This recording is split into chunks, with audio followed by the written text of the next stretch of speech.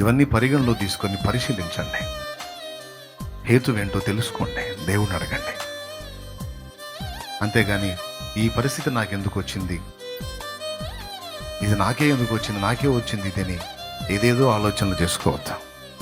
కొంతమంది నాకెందుకు ఇలా అయిందని చచ్చిపోతే బాగుండు అనుకుంటా, చావు కోసం ప్రయత్నాలు చేస్తుంటా. దానివల్ల కూడా సుఖం లేదు నాయన, చచ్చినా కూడా పాతాళానికి వెళ్ళాల్సిందే. కాబట్టి అయి కాదు ఆలోచన. ఎందుకు వచ్చింది, నన్ను ఎవరు ఎందుకు ప్రేమించట్లేదు, నన్ను ఎవరు ఎందుకు ఆదరించట్లేదు? గుర్తుపెట్టుకో, ఒక మాట చెప్తున్నాను నేను.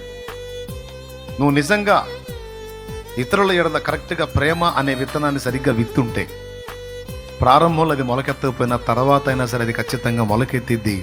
ప్రేమని ఉత్పత్తి చేస్తుంది, తిరుగులేదు అందులో. ప్రేమను ఉత్పత్తి చేస్తుంది.